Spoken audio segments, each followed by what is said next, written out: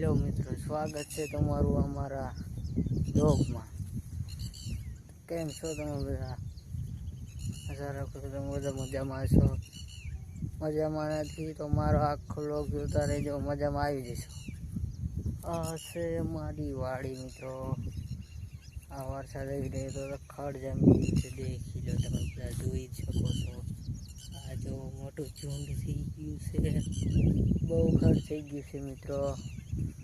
તમારે હવે નીંદવું છે પણ વરસાદ રહેતો નથી, લીલું થઈ ગયું છે.